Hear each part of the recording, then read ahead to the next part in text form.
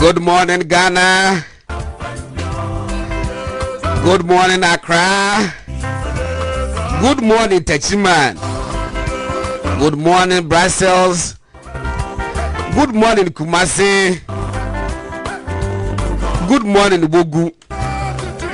Good morning, Esoyun Achimavisa, Santa Achimavisa. Good morning, Tamale. You want to be radio 95.9. You're from God and Asare-Bediako. And then Martin Dream. You're to come lemle. And then the program for the Bechemu Ebremo.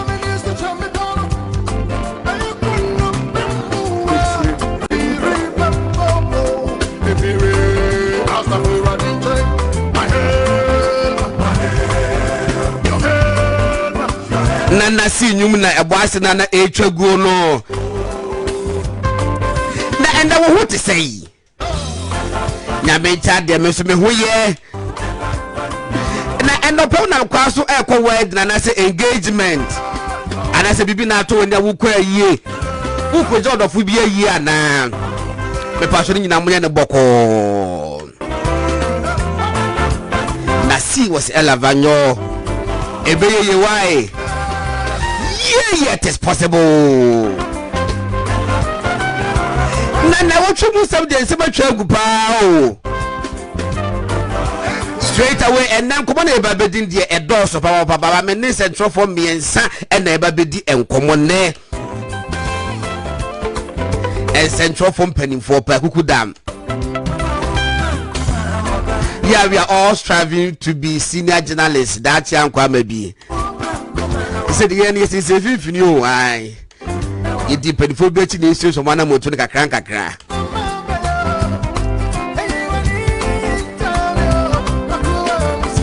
Now most EIB report no was say EIB report no say. Hey, Professor Frimpong Boateng and Opeye say achiao. Hey, I say God bless our children. What's you know 10 million Ghana cedis for defamation.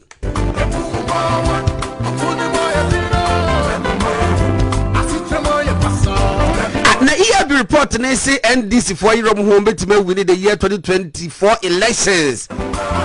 Omo repeat last year the no man. But obi be say there's a catch. We read the report now. I send you baby. Me just say John Muhammad the rebel papa. Abra report the chair say NDC for betime win the elections. No, I say John Muhammad ye me said the who said that nya kono kesi bia o dan komunya new candidate e bia e ke betimi aboa NDC for ntia no so ye be komunya di enkomo ne.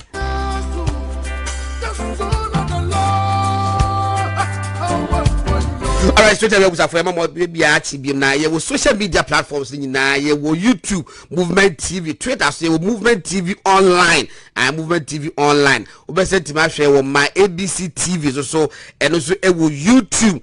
Now social media platforms ni na ye wo Facebook ye me no kase we are streaming live on Facebook ye wo YouTube so obetimi ahwe baby bia wo bia no obetimi so ahwe wo Movement TV so na wetie wo Wuntumi Radio 95.9 FM Gordon Asare-Bediako program de fe no BÄKYERÄ mu na ede papa because BÄKYERÄ mu no e depend for be ba say no mu na asem bi e hawadwen ya won tiase abia measurement tiase no ye depend for betra ase mo de enchechi mu no abre na depend for me sada me no mo tena ase Peter Ankoma eye deputy editor ewo Dispatch newspaper and Cliff Ekufu enso journalist work the Ghanaian Times newspaper and Audu Mahama na Audu kwa obi na we fast kwa timba antem na and do didi ama ada no so be se wada Audu Mahama so managing editor the Custodian newspaper and na ono so ebekan ho na for the meantime no menua Peter and Edikaba Peter mo akwaba mejo so menua na enema te sei o nyagopon adom ahoden o kwali no ba betwa me Peter mfonyini na yefa enko no bia ehwe bi godo enane eda edikan amaba mo ha yes na in fact mo ha efe papa mo ha efe papa chama wutumi de na nie bio na nie bio ya branti munu ni sika kasa yes Mako studios bebre yes hanya bad kra da bu kasa hanya bad and what you post kasa hefe oh ha efe stick to what your earlier position no hefe be boy ha efe papa oh yes ha efe na wura ha yes that's wura ha mati hey would say yes you are at home you are mama so bia kwa wa laptop yes hey but me the registrations are toso obodo ma enya nunu so a na boss was siri trase no what the sabe nkum na kata se di se gakra no wo hwehwe nemba wo screen so a me se me pesa ase me hu bibia sa wa ha it the registrations are toso alaji akwa ba na di say bibia boko ye won ko mu the divine selection akai na alaji sada no what could ya so that to ngasa o anana me ni ha woni around na ni ha but o invite ai na ensam wo ho o invite what ensam wo I see interval me credibility grass what which means what the kotiampa te bi ene oba resume no but ada me pe wase mo ho no se wo achinje de wo pe but say would differ would concede and I was would your penny to me you say me or chairman juma in fact urban central juma your friend be story arrangement okay on the train say massa your true story but massa o true story also what she say my way ni kind my way twice away when where how is that those days be back for any secretary of dispatch but you see sadie no wo dem ko dey bedi but sadie no ya ade a enkofo ene ebia ne nkofo se dan enhwe so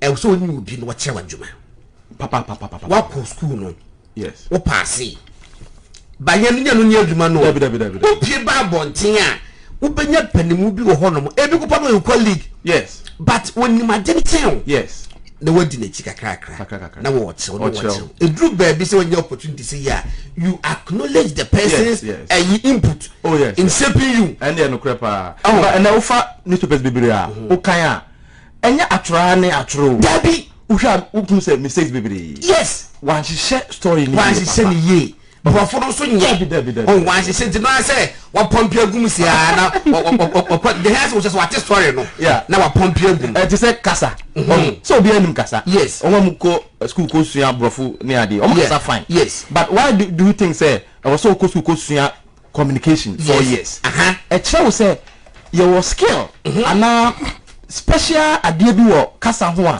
o say ye chere na usua no hu kasa yi etu ko gina panifo anim na wo kasa e wo se medie ya tete papa na is it me ye adwuma wo daily that statesman yes na Gabi Asare-Bediako na editor in chief na branch bi ho no meaning so nim na fe no fa me kapini ayuri yes make I tell say oko one of the government agencies no oko as national agenda but actually crowd be juma wo am say abem kakra ho state agency yes me friend compact writer hwe wo trawo obetimi aka bia be 4 paragraphs yes wo compress no into one paragraph niti obehwe ebo be 10 paragraphs baka wo aka be 25 paragraphs okay yes eti wo ye na afa hwe se de wo se arrange na efe papa ti twe ben no ye share akire e wo kire me e wo even friend say statesman Gabi so ono so Gabi so writing there or perfect the data no yes unya data ni say pa na wo so de wo wadwen analyze it at the implications eba yes implications no any book be am yes which means you have to be very analytical and well read na what true and then no men can do ho there but I can tell you say yan ye tese nipa na me nua clip so aba be join here bia wo tie kasemu ene atro mu a enye say abinti wo bi but enya wo penifo bi di omachi a ya can come writing me hwe dey we say Kofi Kumsin say ya can can the writing say wo chronicle ya can can Abdul Malik Kwaku Baako Haruna Ata ni baba ko osanim tropa Egbert Fable what wrong so na magazine there what chief magazine that wo so no no was I with own or philosophical and yes it is what so criticize someone or try there the so criticize kai no the Pluto the award or yes oh I will find one na kwaba but how do on say journalism on say newspaper jumana and say radio yes radio no obi betima say news no obi betima true story no I expect it say because they want to keep listenership. Yes. And to more story no, they can wait for people to listen and get the actual story. Yes. But newspaper no, reading a newspaper is very difficult. So if you are telling your story, it must be concise, everything in almost in the first paragraph. If you make your first 2 paragraphs so no if you make it useless only no paper no attaching it. Gone. One kind. Because reading is not easy. Ghanaians say hide the baby afashe book mo. That's a problem. Until newspaper, newspaper juma. Your first 2 paragraphs you know, you always share in a way say nipa no for paper no say he will be excited to go on and read the paper. Yes. That's our newspaper juma. I'm happy say Peter Aga say my yi kakra ma no. My bia ma. My bia ma no na. All those you be ma say. So we encourage you say I was a lambusi seat ready. I say to for our contest. Yeah, minia. Na ne mate say. Adumo you so kakra. Ti panimu so payekese ye Cliff Ekufu or the Ghanaian Times newspaper.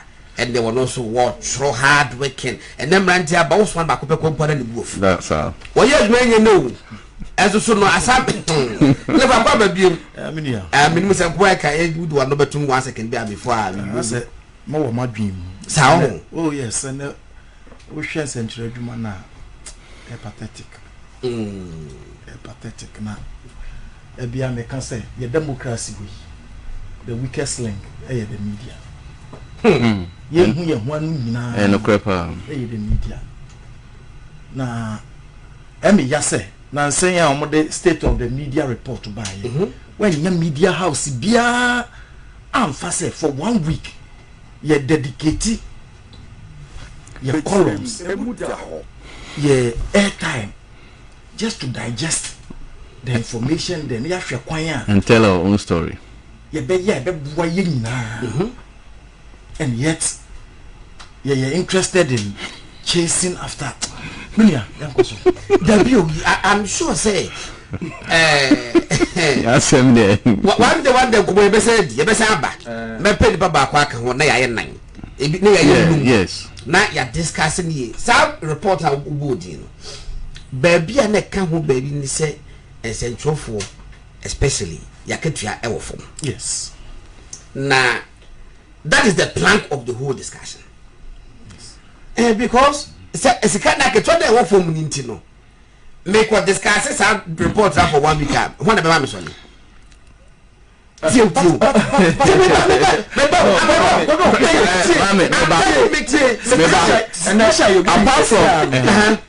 It's a fundamental. There's something wrong structurally. Yes. With higher media architecture.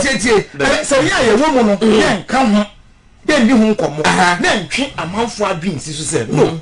Structure. There's something wrong with space. Now you preach. One they come out. The maker they say that monetary consideration now a form no. And look to the intimate discussion report no into details no because what the type what the bread ya no. Obiso your program baby oko report to about 50 cedis and don't know I think important no be just talk 50 cedis they not be news now I say apart from salaries being low no there are media houses very established media houses omo into some low salary no cry can for 5-6 months omo into me omo into omo work no me no go say established no cry 1 year 14 months media house back one cry 14 months ye do omoka godon we say ye beba be discuss that be the ya send me there e be in 3 weeks time or 2 weeks time or 2 weeks time ye beba yeah I think so too because and some e what report me no e ya de foforo e ya de ye only say omo at least omo quantify omo de data support of course yeah no this comes in terms of data once you documenting a reference point for everybody what you say it you be dispute here now also they different set of data have account that be dispute so as it is now a academic work yes what you say because a reference point not we are see baby obi your worker or to make a that side document in mu reference say who do Ghana say na say na who nation so say it's very critical document okay and you be share na be in 2 weeks time no you the document abeto na ya chechi mu because ADS di hun ko how na yes I should because one okay what you beba abuja for once again the movie bi akwa be ba won't be radio the movement television e butu kokomlemle say no man na di enkomodetwe enkomo na ya gimu nyina adwen if am Gordon Asare-Bediako program jin di betremu and then penny for me sir ye no ma ba se be di enkomo and first of all no Professor Frimpong Boateng and then the report be ababontin and then ma APP mu no ye bedi ehon komo so far no Gabi Asare-Bediako atiki major step ya wosim na nkasa e court 10 million damages and na woji efri no hono mate se chebi hine so actual crata da kwa Professor Frimpong Boateng say omra tibi no ma mekire baby kra na na do dan kwaku fuado ni fia wo tim e wo tibi omunkofo eye Galamsey videos e wo ho no mo emra krom ne Prof o se ne e de obeba e de obeba enti Mr. Santi bacho video na enra ye yiye no na na do dan kwaku fuado fie na wo tibi no me bacho wunya na wasa e de atoso na wo mo hwe ahwefo no ahwe e wo TV so Facebook and YouTube ye wi a besa akọ kumawu last week ya no MPP form ekwayo mo internal elections ekoyi ni obi se o ma media mo nim na nyame adoma 23rd May ya kokoto aba na wa represent MPP ho no mo eti kumawu election by election no matters arising ibedi ehon komo if as wini wi ya na media kwalo so ama kwa 2 seconds ko pa afa so no wageda boso was ye Alan 1 Baumia 0 yeah to the extent say in fact they had dream pa enti winning candidate ko hu wie na and I said the winner no what test as was already in fact they had to issue a disclaimer on Collins Usu Amankwa say or Pausram and yes sir enetie kokoso independent candidate na last 2020 elections no call you know still na manyane I say was so besen yakọ we na era cry be pro ye data beto so said that branch na ne ho 2020 elections no you have no idea ba me ko bi utie nkomo a ekoso na ye me say events na wetima wi no one so what the positives are betim e dia ba eti ebedi ho nkomo and of course every so na EI before so sorry EIU for report so e beto abonte say economic issues here cause DDP aye kosi eseda anko confusion bi eba ho enti no likely say MDC form ebitimi awini 2024 elections of course almost like I say bad governance so eka ho bad governance no so na ebidi ho nkobo say eka say bad governance we be say na e abo abenya na ya chechi mu enti no so ebidi ho nkobo we do need the flyer no so but we think say a critical topic e be discuss but we read the report be so say John Muhammad here yes and who said that yakono until be and who said that yakono now and this for calls him the presumptive leader the presumptive flag bearer of the NDC he's the one going then the only dia on be the awini it come by discussing I don't know Peter yanko oh then fa dey starting for Prof what if Prof dey starting okay yeah the Prof then e be start yanko me dey me feel say anka be me the pa say enhwehwemu ebe koso nanka obiti se Professor Frimpong Boateng ya frɛ no YouTube radio na ensembia otro ya na waka won report mu no ye de betu senua so ohun ni ahwehwem na oma oka nsembi fa omo ho no omo so nya kwan abeyi oma no wabra ote ho ana owo ho na aboa manka sa ntema na nkoma ye kun nyina etu atwa okay so kan ni letter be or Troy a report ni baya on 18th April 2023 or say I quote I am solely responsible for the report and I stand by every statement I presented verifiable facts not innuendos to the chief of staff or say but I mean we Professor Frimpong Boateng letterhead not all reply okay yeah nyina your boss kwaku baako okay sembia obeka no chere say your kai bia okay I am solely responsible for the report and I stand by every statement yes I presented verifiable facts not innuendos to the chief of staff okay Mati intime no me fi say enya kwan na nsema okan no because o fa report now kind ye pa in fact or professor there and so o can throw kwan bebre so na mechiro madasi sisi ya because how you beat him to double came match him na ni how many say I say ya no politics na yenwa ya danfo sami jemfi ni NDC o ma in politics o ma ye hu nsem o ma frɛ hu press conference accuse the MPP ni nkofo ya bom din wo report ni mu say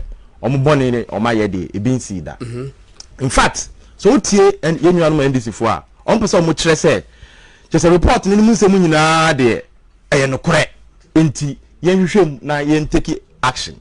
In fact, yen prosecute in fact be mu kra court e wo ho.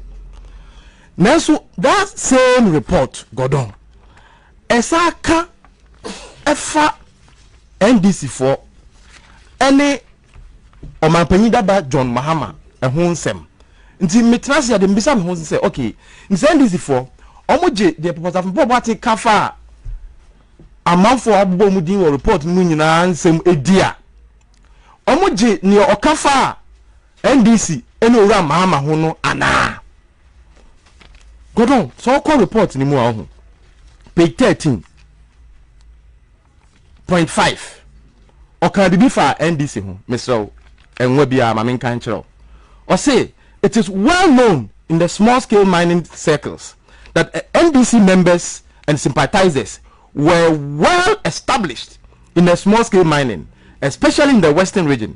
They acquired several concessions in mineral rich areas during the long periods of NDC reign. They had the money and other resources to not only sponsor NDC candidates but also support independent candidates in the supposedly strongholds of the MPP.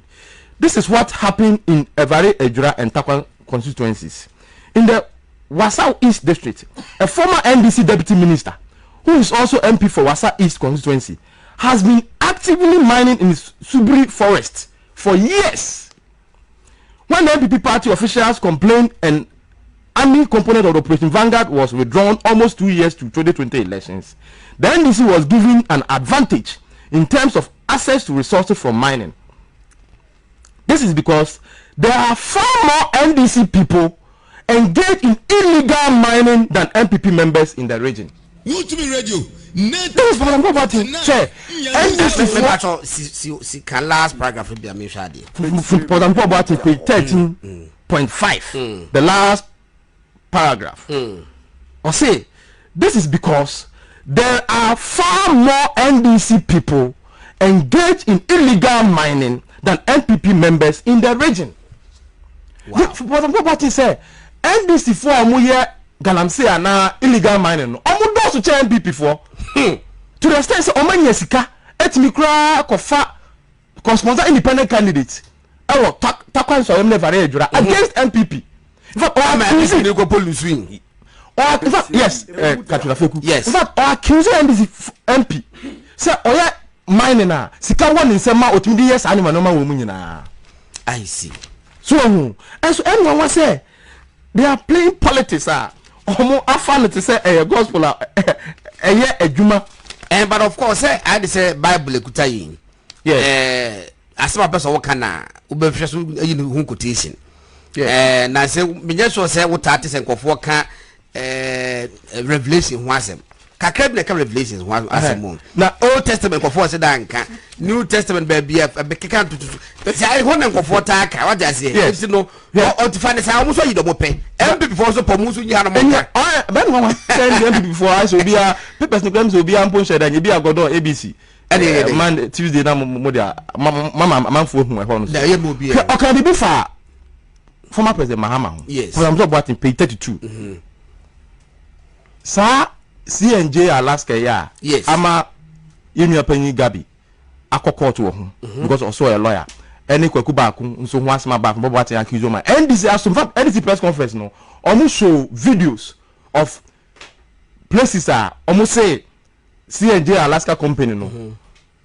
Aha forest any issue. Okay. Okay, be far okay. Now me man come Montessori nti ya me Prof ni mu enye du papa. Oh, you be fa this na mo call Montessori ebi wa ha. Clip say we shall call Montessori. Na wo hwe the jacket. And now also uko opogo wa nti Prof no emu edu. And me come matters of Uganda how dey sua Prof. Fantastic. Nti me kai Prof dey yeti. Nti me sra me ya che we mu man on President Mahama.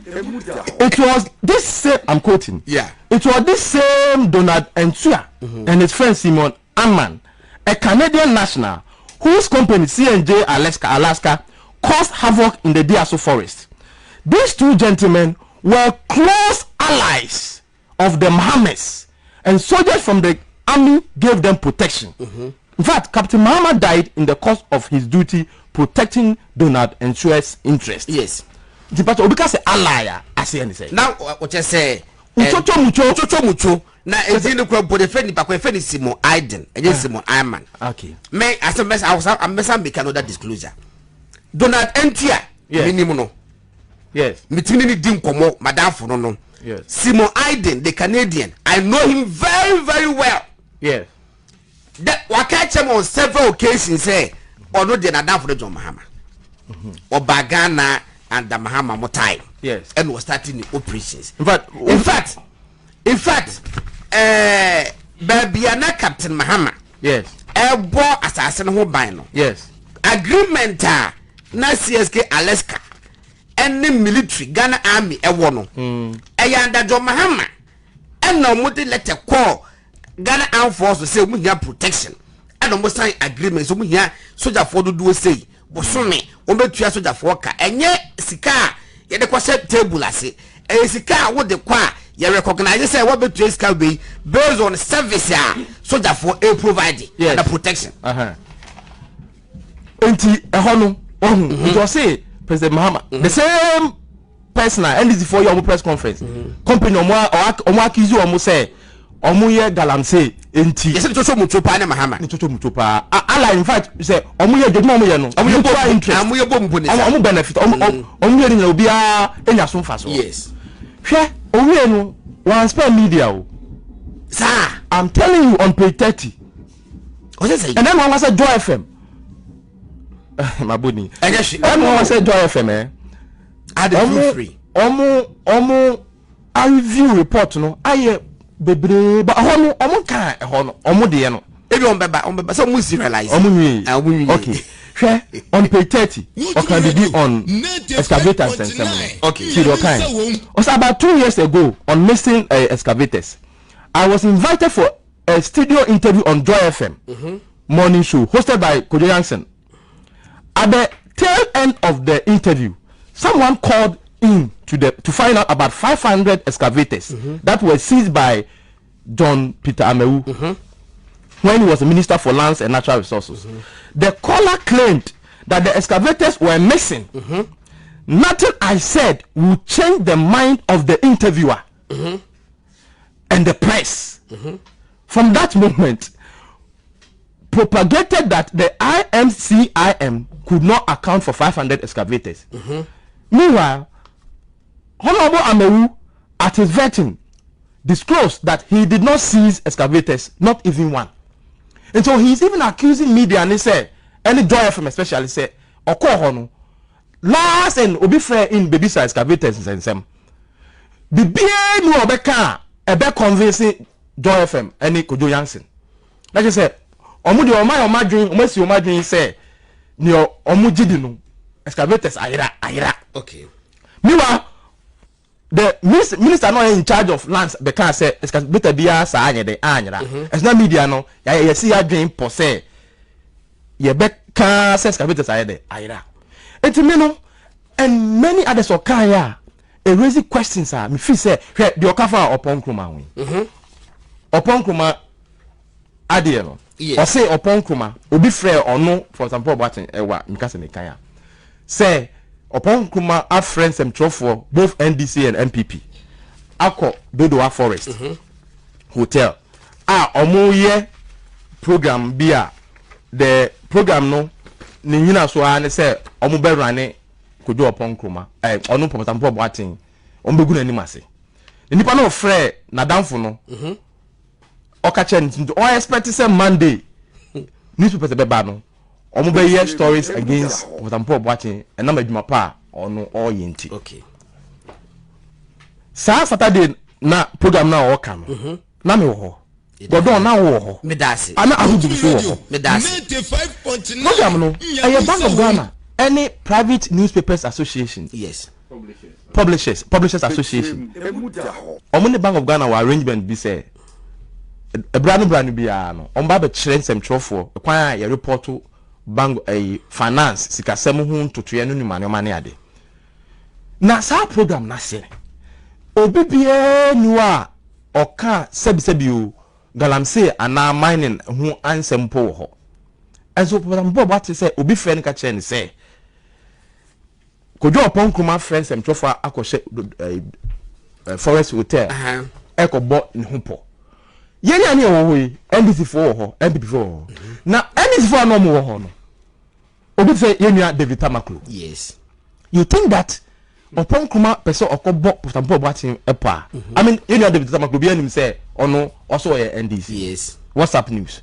There's no way say obefre no e ade abeka yenyina ye ho say yenyina ye metena se no ho na also no editor of Daily Democrat Emmanuel Parijan. Yes. No hobby. Yes. I'm saying this in your own fancy. Enti omo nyina baba tina meeting a ye be bo Frimpong Boateng ho po say ye ko di ni bone. Na ni me sofati bibi maka kira wudu. Godon wo be kaya ye course our program no. Ye course our program. Use ye ko two memody ye ko two NDC fo bi e wo ho. Me da me hu ofo abofo ho. Edi ba da memo misra. Ana NDC fo communicators so no mo ho. Yes. Omo customer NDC. Yes. Any some civil society group bi a omo so munya NDC nanso ye ko hu bebi wo ho. A German group Me suspect say sankofo ni bi. When you say be no more contest from that group contest NDC. Oh and say oh say omo be rem say eboa. So omo bi na say for Frimpong Boateng when to me I'll find it out. Mr. Santi Pacho, me say fadi be two screen so wa fatos ni en komo no koso na na fatos. So when to me I'll find it out from Limia upon Kroma. Me ba ade a me dia two screen you see. Eye me WhatsApp group wa. Me WhatsApp chat. Program na e ko e Prank Park BOG workshop. Muti group. Enti we nyam na mete. Yes. Enipa was group no 44 participants. And central phone kwa 44. Peter wo hobby. Yes. I do hobby. Yes. Kenteman wo hobby. Elvis Dako wo hobby. Na nyame cha de ade even though yen fa ye call back 3 years ago no. And that's what me force me deleting free so. Program na ye call ya Professor Frimpong Boateng ka ho asem no. Enie 44 participants.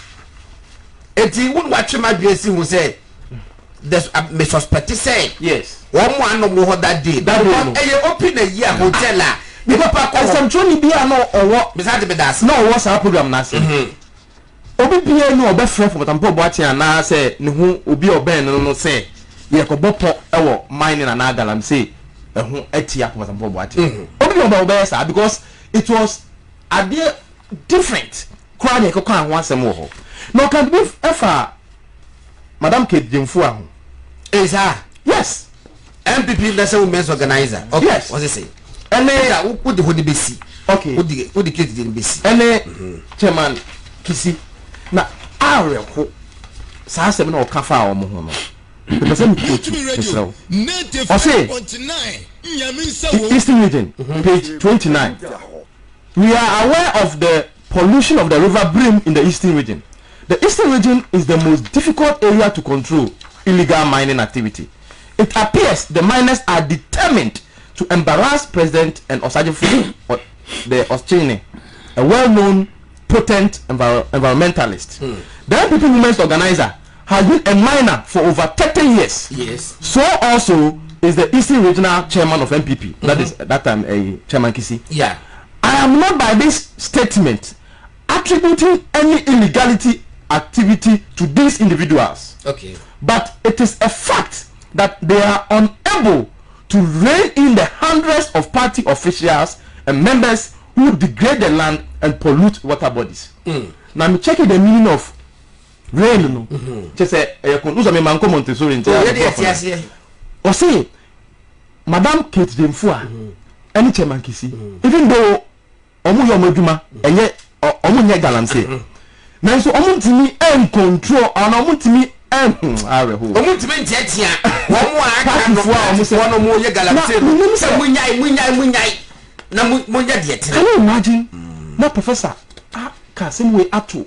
It make me feel say ye ti ekuobi. Na mu hwehwem na professor te ho.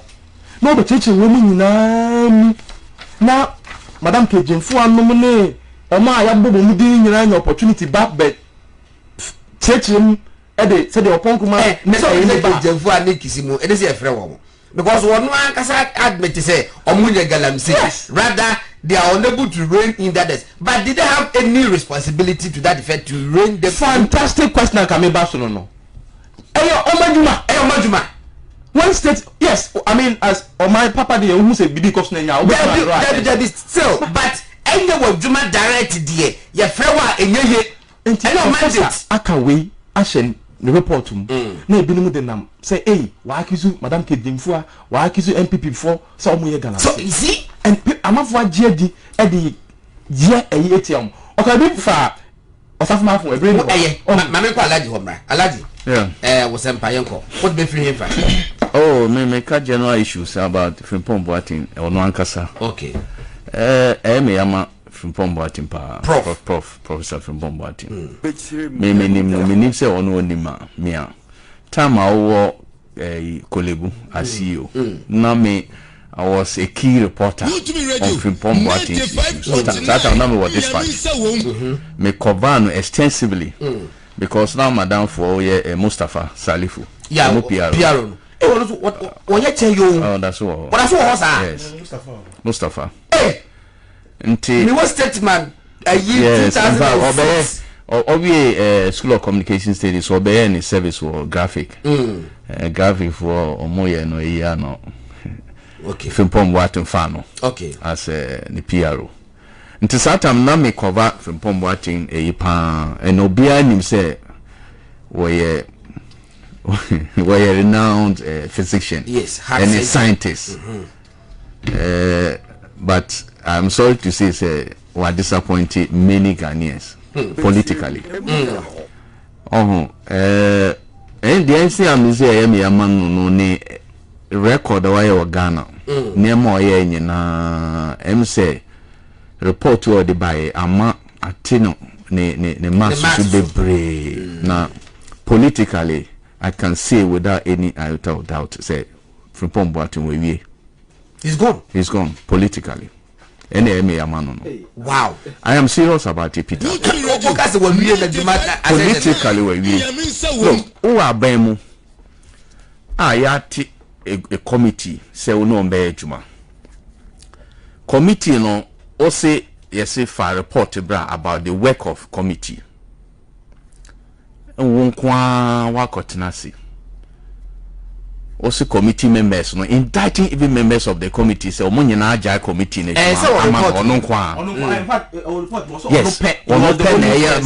one man standing. That is why it was he's solely responsible. Yes. Watch your report we look, my reading through this report the entire is say me yamano and I am no hear me more about this report and say all read the report is full of gossips.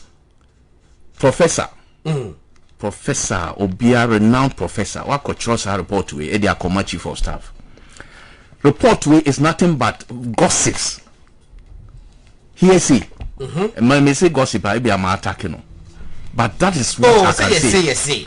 That's upon command and or say conconsa obi na catch there obi a ben on conconsa obi a ben why or some man with the ground or say obi me ba ho in fact me amano what control the report say based on conconsa and verified conconsa one team and friend panel wow ministers colleague ministers one team and friend back say obi akoka same way ahwe me say why you say no cry woman anything anything and what's what can say more if I say the kojo pon kroma de yes we say what obi the friend kan wa down for be say enti other one to musa kojo pon kroma say kojo say no bi ka kire me no so o say nipa ne kan no edu adwada no hu say informer Andy can come I story sir but you see informer godon do onim ono any paper Saturday Monday issue no enjoy the paper no kura answer na all ba me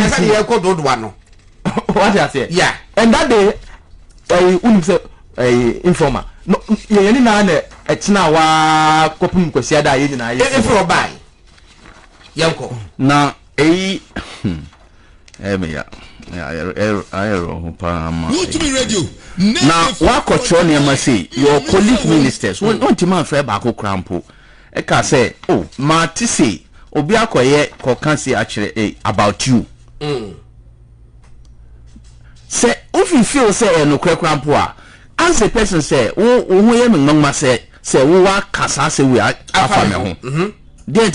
For the person to explain to you. Now, Kojo Pokuma de Kra page 1 page Peter 24. Ah, Charlie. Now, Mama Pa said Primpack. Yeah, Primpack, we have not been able to issue a statement. Say, na invite you Kojo Ponkruma. So Mekas, I will I said we buy. Up to now, me Beka, me Kojo Beshia with this. So my issue statement. I'm afraid to be this work. Me Beka. No, Munyabu say.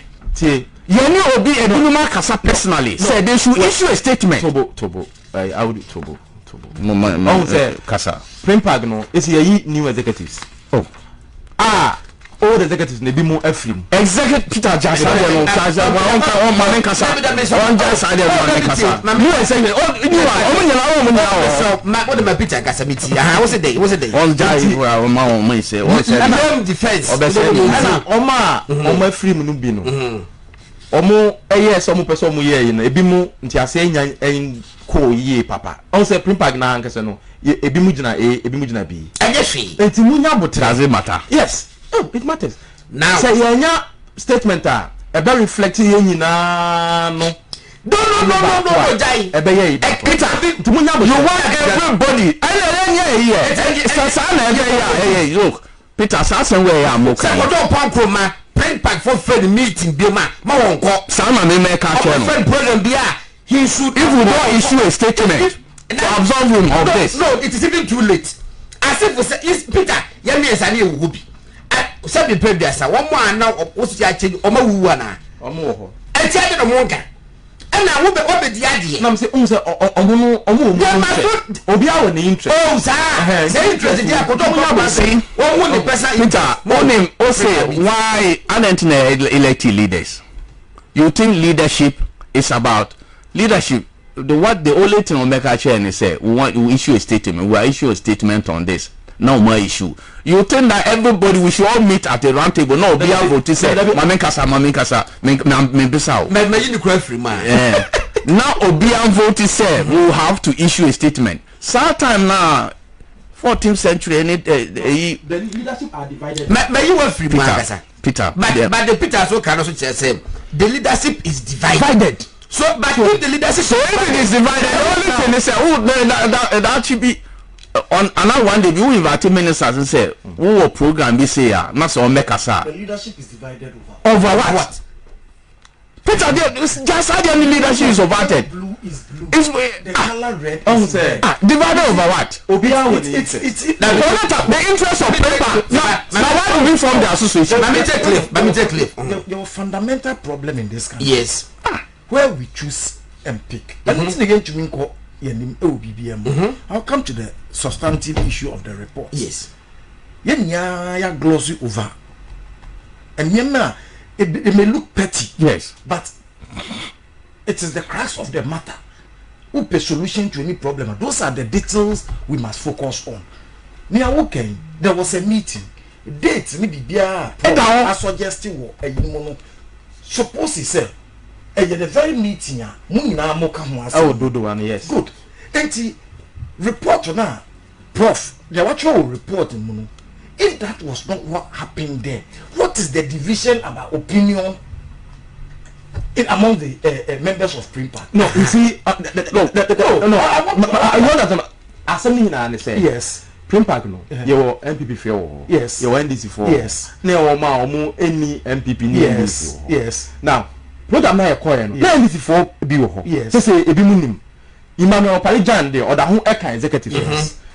Primpack president Edwin independent editor on na say president yes but ebi mo say be ka ho a o ma ya elect o ma abeye part of the executives no ebi mu NDC for ebi mu NPP for enti at every meeting bia no They are divided. Say they should stay away from politics. They are saying stay from what politics? What is it? Politics.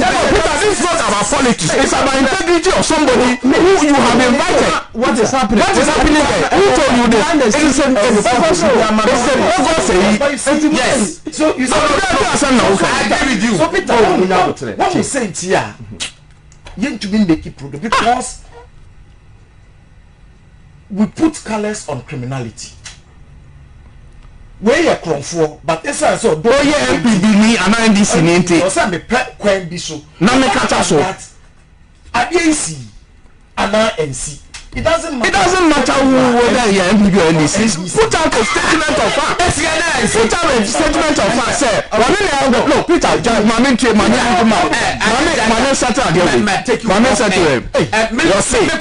Frimpong Boateng. You can call for an emergency meeting. That's on this matter, why do you like election? No, Peter, any attendant democracy. Greek. Calling you now, the share automatic. Yeah, we'll go past that. Even you look one bono, yeah, we'll go for a nocturna and you council. Yes, it's how much. And some of the other share automatic. Yeah, Satan now. Yes, say, also on Saturday, the 8th of February 2020, Mr. Kojo Oponkruma, the Minister for Information, assembled a group of journalists from both NDC and MPP affiliate 10 Media House at the Forest Hotel in Dodua to discuss a strategy to bring me, Frimpong Boateng, down. Once they were there, a journalist from among the group called a friend of mine. Journalist called a friend of his. Also a journalist, and informed him about the plot that was being hatched. He further informed my friend to watch out for headlines in some newspapers the following day. Okay. The following Monday. Peter meeting. After the meeting, Peter, one will hear say now message or gossips. And you know quite journalists in the calling director. Journalists in Fra Obi and a nipa no friend on nipa na catch or no Professor Frimpong Boateng and go and put this in a report like this. In a report. And he said he's solely responsible, you know. Oh, the mammy calls for there, Martin. Because me, so report to all. May say, my who's the journalist? We can say media house made this explosive report. Explosive report. What is explosive about gossips? This one. But you think the only good thing is that many Peter Yadrini said, I think if there's a committee, young form committee, so that we will subject Professor Frimpong Boateng to street proof. Okay. Nyama watch all report. And the people bring him so that the people will face him. Yes. One-on-one for him to answer to these allegations or their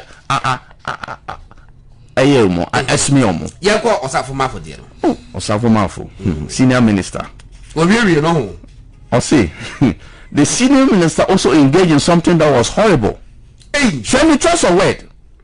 In October 2019, one Mr. Seth Mante, a journalist working with Peace FM, was apprehended because of unlawful excavator sales. Was a journalist who got yana said my just was auto excavated and about the big in the course of the investigations, Mr. Mante confessed that he was contracted by John Oforiata, the then National Security Coordinator for the Central Region, and Mr. Ekoyusi to use his bank account at the National Investment Bank for what effectively was money laundering. Charlie.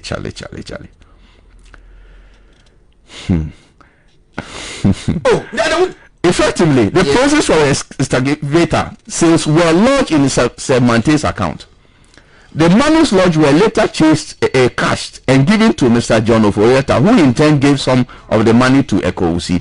Mante's handwritten statement to the police is seen on page 27. I've seen something to that effect. Okay. The senior minister sent someone to me for a copy of Mante's statement. As well as a copy of the bank transactions recording Mante's statement from the investment NIB. After going through the documents, or see, the baby a serious crime. After going through the documents, the senior minister is reported to have remarked. It's reported to have remarked. Reported by whom? ne di ni ho mi wa o accuse Oponkoma say Oponkoma am frɛ no am bisano excavators nsensem e na oba cabinet bed o de mi wa ono am frɛ osafo ma fa mi na cabinet nsensem no de okra no e no kra no maintenance minister of oil information minister o de ma mistake for many a cliff obeka ebi aka ho okay Charlie asem there I think was it is reported after going through the documents, the senior minister is reported to have remarked that Eko is his boy and will not do such a thing. However, if there was a bad person, it will be Professor Frimpong Boateng. The senior minister then encouraged his emissary and his friends to organize themselves, gang up and fight Frimpong Boateng. No evidence. And one more beer, no evidence. The emissary will share. Was it the emissary swore? Was it the emissary swore to me? Swore to me that what he told me was true. Okay. Nipa no concerning no. His swore for the MPP and his devotion to duty. It means the person is an MPP person. As a government appointee, gave me reason to believe that he was not lying to me. But he had no aid to ask Frimpong on a colleague minister. Yes. What the senior minister to find out from him. Okay. Find out from him. Say Marty say. Now sebi me name the me name omo age group, me name the omo na omo pre ho obumienu. Why? Frimpong Boateng for Frimpong NS Osafo Manfo. Omo pressure ho. So that he will be the target or no na a bad person. Yeah, so we did baby or can equal put in now catch a Oponkoma say he should focus if he has ambition of becoming. What has presidential ambition got to do with it? Also, after Kojo Oponkoma respond to reply, no. Also, Kojo a small boy. Oba Ghana Kojo Oponkoma is 6 years. In fact, he's the age mate of the fourth born. And so what? Now what are you say? Oh no. Mama quite clever so. Cliff let's report with the gossips. Men call into the fine detail of the report. Okay.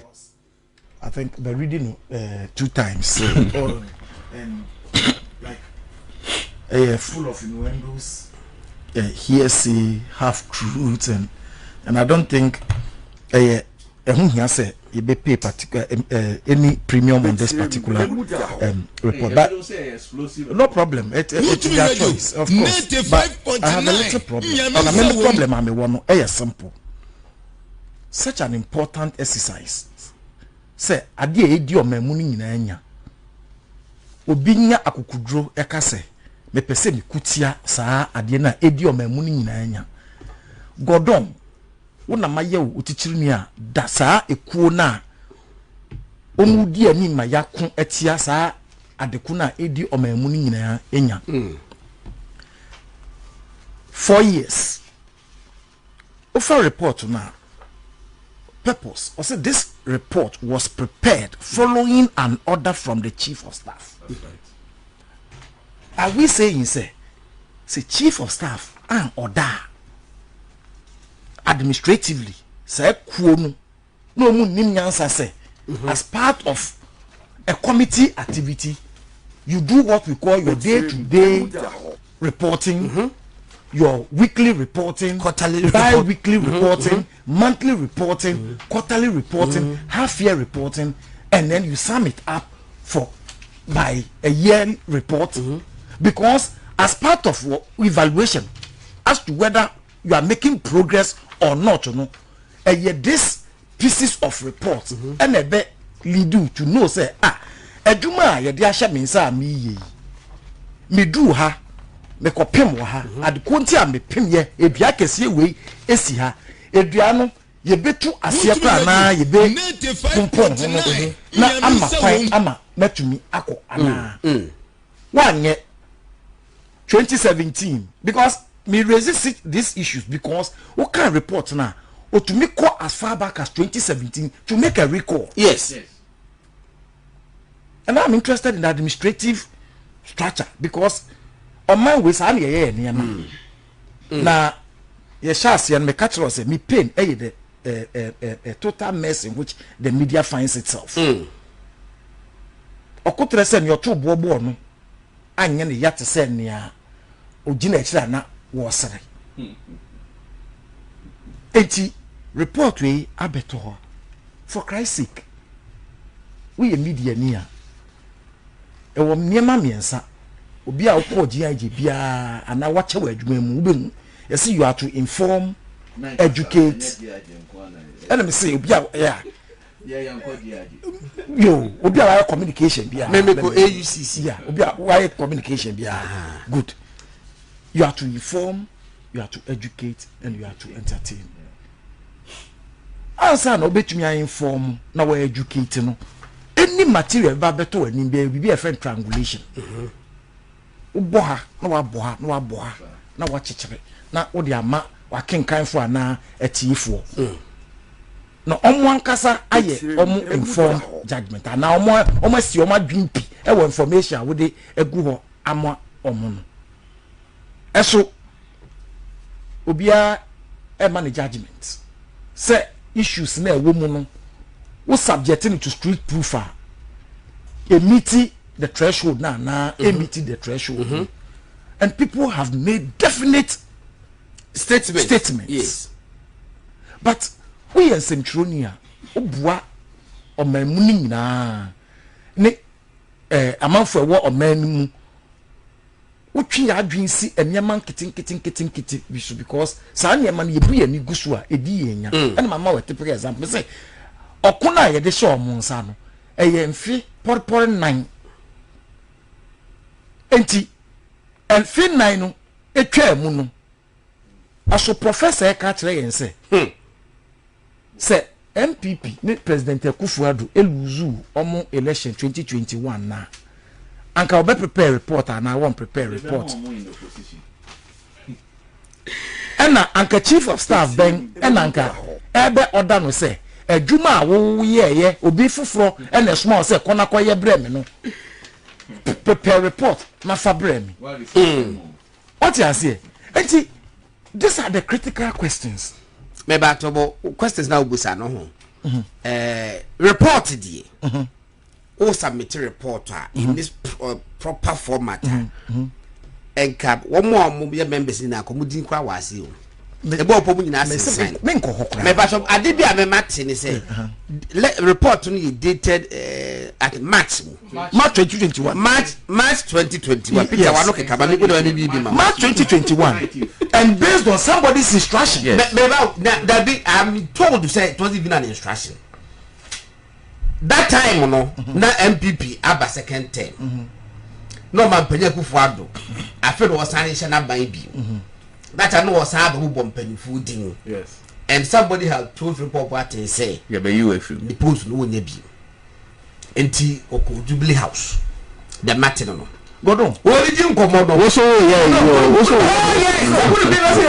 Official report. What you mean on that tangent. Yet here e kase obi ye here say name. yes. It may subject everything Exactly. to Manunko Sosa. Yeah, ma we adwuma. Edma we enya adwuma ketewa. For 4 years. For 4 years. And 4 years no say who say ubenya challenges, ubenya successes, ubenya failures. And from day one we start ye dey initiate to me share with some say yeah, you know. We start to prepare or report. Because our report no and the big guide At least quarterly. in the process. 1 year crowd your quarterly. 2017 1 year report. 2018 1 year report. 2019 1 year report. 2020 now a summing up the administration now. And ma say to me say koye say adwuma ma me no 1 year report. Ya koto aba no every aban fufuro Aba. Yeah. aban fufuro aba because 21st March the na ya so as aban fufuro no in na ya man for mistake ya say Ghana constitution no aban bia 4 years. Yes. It doesn't matter say wu nipa ba kunana wasa ko election yasa vote because every election cycle be a referendum on the yes. Enti ufo bi te say former president John Mahama obedi 4 years. And na Ghana for say wadwuma awaye no enso ye ni. Na mo pam no. Enti sa government no ND 2016 7th no 2017 7 January. Another eve of 7 January. And as aban no wuye. Enti Professor Frimpong Martin Boateng say na dream ye say e continue on dia. Not just audio man na hwambo. Interesting. Report way expose lack of understanding of what administration is, because administratively he should have known. Say report preparation any part of Medjuma na ye de share. I was for Cliff. What you say? And unfortunately, these are the issues you glossy over. We are interested in chasing after. Yes. Me, I have taken a decision not to even touch on it because the individuals affected have a right to defend themselves, and they must go every mile, every inch of a mile to clear their names. That is very, very important. Peter Kaibibi on transparency, bring some shine. Yeah, and wherever there is light, room was it free. I would have preferred say Uncle Man Penny. A man for say per committees to do, but committees I thought there be yes, someone Parliament, someone the finance minister on expenditure on national yes. Yes. You dim we are sharing a life. If there is one thing a year, and my young say a month for a pension kicker without any facts. You say it do see besides of almost first street proof no Johnny. It did me. Sabina me your man penny. Not for prosecutorial purposes. But because I bear in the court of public opinion. Unfortunately, Yama a one mandate to do the right, ask the right questions and bring sunshine onto the issue. No, you're joining the political actors. We are some anything. We are some media. We are some bandwagon. And now, the same. They've been explosive. Even the media itself has been accused in this report. But why is they interested? NDC for the Grammy, NDC for issue room among the MPP for no. Obviously, yet the Yankai and one same room and fire. It's a your man penny. If for nothing at all, like a open investigation committee of now Oma that is menya ayedi nkomoya na obi a share link be with me na when year February 12 2020 was say Frimpong BOD conclude training at 2020 wow say 2020 Frimpong BOD conclude training program for journalists. Now we source ni WhatsApp news. WhatsApp news ni David Tamakulu. Yes. David Tamakulu will be any wakana wanti say one was NDC. Yes. The story now David Tamakulu okay. Was a series of training programs that the Bank of Ghana funded for members of the Private Newspaper Publishers Association of Ghana has concluded at Dodua in the Greater Accra region. The last leg of the series concluded over the weekend after serving as a platform on which the BOG educated beneficiaries on the peculiarities of its mandate as a central bank and the ideal way to bring issues happening in that highly specialized sector to the understanding of the ordinary Ghanaian. The opening ceremony of the faith workshop was graced by the sector minister Kojo Opon Kroma, who used the opportunity to encourage the media to endeavor to build their capacity in various subject areas to enable them serve the public well. The minister called on Frimpong members to ensure that truth and accuracy reign in their work even as the nation heads to another election. the workshop was also served as the opportunity platform for the GJ president Afre Money. He was also there. He was also there. To nag his troops one more time about the need for professionalism. And now Galamsey. No na meka no. We mu nyina ye materials. Yes. Quadruple say. Or exonerate no. Yeah. Or call through at the appropriate forum. Yes, exactly. Spokesperson. Yes. Spokesperson. Exactly. I'm not interested in individuals. I have boom. Yes, a form is as good as form is as important as the substance. And I'm maybe say, Frimpong Boateng person tell me say. You to be ready. 95.9. Onibi. Menyesho. Onibi. Because I said okay no. Waka 2017 I said. Waka 2018. Waka 2019 I said. All right, everyone. That's Onibi. Oh, me and Carl gossips are representing. Failure on his part, and it's a complete failure on the part of all Ghanaians. If we are not making demands of this, and we are running with this particular report. All right, Sea-Based Ghana Limited for Sea-Based Ghana Limited for at the Safari Tissue Abejaso.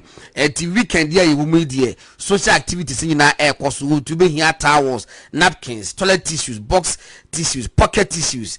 Yeah, branded the brandy. Ebiko power upese udi ye program bia ye on branding to upese o say Peter D ho a no akotro Peter D go ho I would do so ananka kama na ya branding kama e wo ho na wetimi de ache ana program no wodimi de aboa wo ho na e thick and na say extra soft and na etimi chi so pa and the first extra absorbent and na entity wo de power so so nya de say entity ka won sem se fita ni bi no and no tina mekanfo Sea-Based Ghana Limited for Safari Tissue or mo de ababonten no kwada ko pebito na fa ye programs ni na wonim enti kama obetima fresh Sea-Based Ghana Limited for se bulk purchase dia from e was 0307 001 975 and 976 obeta from e wo hono no akọ bulk purchase akoto obetima akotu na wakwakoton na tim da your programs ni na kama but Safari Tissues are the tissue master. Safari Tissues wipes clean, last longer. Na and the weekend unya na kwato frɛ ho dia and is afidao the Lost Herbal Center for ya do na friend the Virgin Doctor what the Indrobia Babonte fe ba ko Lost Delay Man capsules. Lost Delay Man capsules dey me gidi say memman obi atiase ya dey fe Delay Man capsules dey obi atiase ntino na weekend kobubobi na nyame adoma next week no be ba no to say yes what me active member nyina anim unya sa occasion ba ka hu some representative ya nyina member wo hwe don kogu anim ase eti Lost Delay Man capsules mekanfo ama and then Lawson law care mixture ya no so dey say infection bia aba wo so ase bia gonorrhea syphilis ne chlamydia ne white ne sad manema dia bo member ne ma nyina no meka for Lawson law care mixture ena edi amount na yesase itibi boost sexual drive brune be say libido obodo ma na libido e wo form pa ntino meka for Lawson law care mixture edi amount ena Lawson herbal mixture so de say koko e wo so anase cholesterol anase be wubum sa na say ya na wutanya pains kakra kuna kwaje Lawson herbal mixture ne bi na ensiesie enkosisi pa kama papa cho so wo ye oba penfo na say wo manufo de abacho untimi enum bi ana akwara well less than 12 years no untimi enum bi na wo ye oba na say wo twam baabi na ebia de no aba wabunsa afi wo twam na obi be ma be sia na wo twa ni hwe wachi a ya na ma confidence ko po ba for because we nim say wa ho ofe no wo hwa kanfo ana say bia wa soile wo ho a enu ti de yas minty extra no e de aba say kwajibi na fesisi wo ho kwajibi na fesisi na na mabonte a wo confidence level no e be basoro obi frew e ka say sister say ya we mu isi we say wa say wo ho ana because unu say ade na wo use no yas nti wo ho ato yas nti we say with this you are always good to go choose yas choose right e busa for many million pedi for me nsa and we said ma yedi enkomo no e wo be chirem live on YouTube, live on Facebook, live on all social media handles.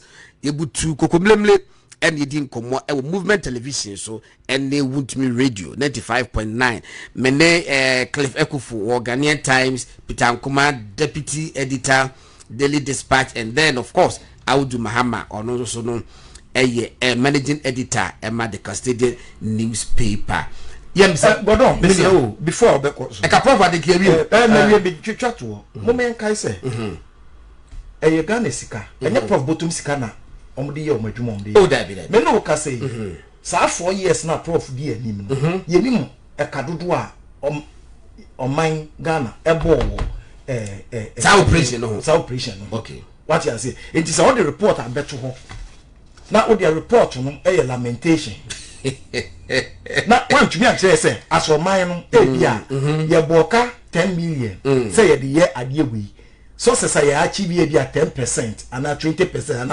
40%. Na say ye bisa all these questions na ye interested say ye this report we be kodia and your man we we have a long way to go. Okay, Matty. Peter. Yes, just some small points. Just a minute, on a proba in na yeka say ebe hia say anka ebe nya committee bi. Na kwa hwehwe usanse nsem wo nyina se be ya say Prof wo committee nanim na o chichim e the better and more further particulars ne evidence ne more iba.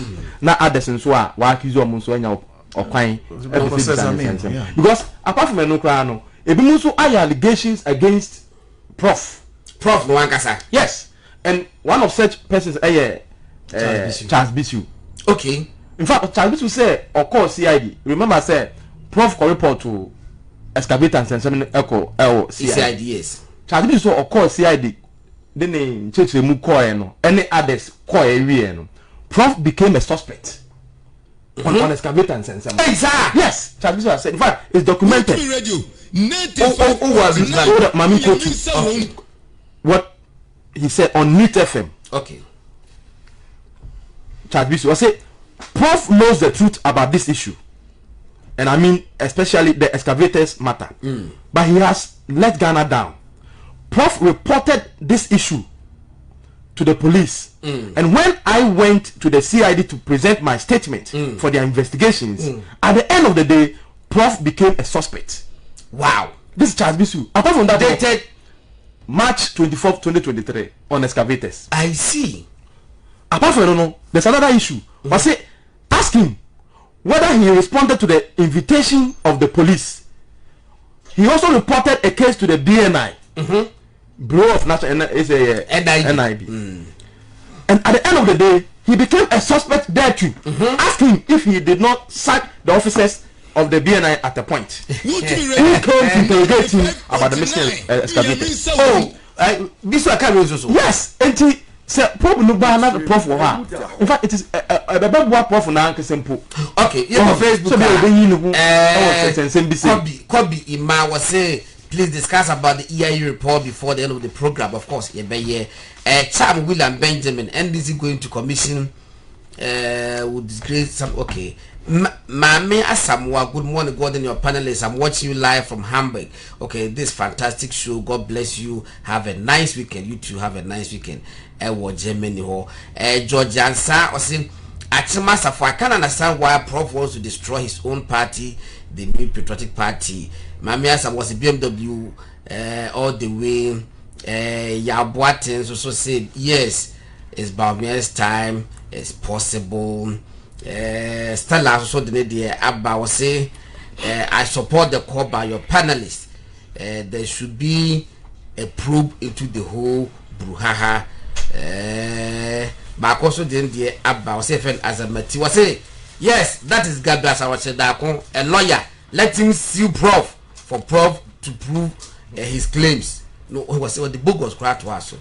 Okay, back to the discussion now. Me ko kumawu Mr. Sante Pacho me ma wa yibi fa to so ye ko kumawu fa data no to so na ye nhwa de discussions e course so MPP for prime minister e course so e wo kumawu nipa makwa yi no ene o hwe 2020 results a e ba ye ene de ye e wo ye nim ya nya be 3 weeks time ya de e ba kumawu elections ni nyina no ye edi eho enkobo na we ye ade a ye de bodabacho wo hweso a wo constituency 2020 elections no parliamentary results no enie be de eye kokko zade ha fato si a de eye kokko no eye independent candidate ho no wini enti no kokko wo nkakrakra mezadi rule kosoro blue ni nyina ye bebia MPP fo ewini ba ba hwem ka se bia akokọ nusa blue nu dọọso esi be wie ni be hwe figures na e baaye nti wo de mane kwa kakra si a sa mane kosoro wo betiba pusia mana kwa akosi last one ye hwe figures na wo nyina enyaye na it will interest you to know this kumawu kron mu ankasa kumawu palace 1 and 2 say independent candidate no e de wini kumawu kron mu ankasa enti e de wo so ane kokwa no ye independent candidate no we ya ye MPP versus independent candidate and MPP versus NDC candidate but independent ni enya adudu nti na best focus on independent hwe hwase ha wo bebri hwe abrante no kokwa ni nyina kokwa ni nyina bodomase ho ni nyina abrante no e de wini ye hwe dominance ntare bahankra edneja ni nyina no independent candidate no e de win here okay eti asia no hwe even special voting eja senketwa asia no total MPP ni no wo hwe wo ka mboma MPP ni no e winning 46 polling stations independent candidate no e winning 30 polling stations MPP ni no ya eba so a ujakopo afre no unya 14,960 and the independent candidate no enya 11,698 if you know the call percentages are baso a enya a little above 51%. That is a close contest.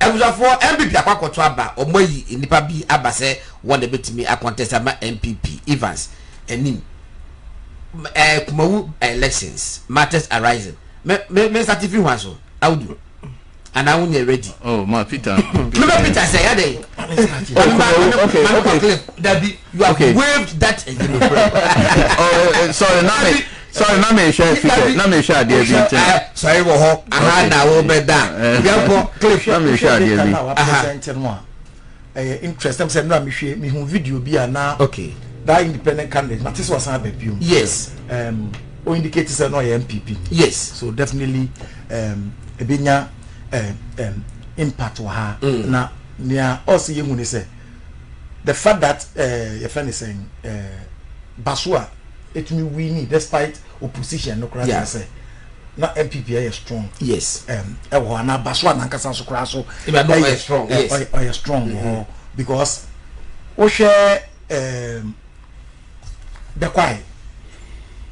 BÄKYERE Joe Wise yes yeah then buy Joe Wise no so called independent as against the incumbent no otumi BT no Formina yes Formina so just as recent Shaba Nkoko Shaba Nkoko BÄKYERE nti clearly it shows say na Basua is strong per the data na we provide no as to how matters was have yes the performance this time around so be determine whether so or yeah strong or not but me independent party bia will munsa and say yes sponsor obi manako independent no yeah a tool opponents yeah because the current parliamentary arrangement Rama Yehu say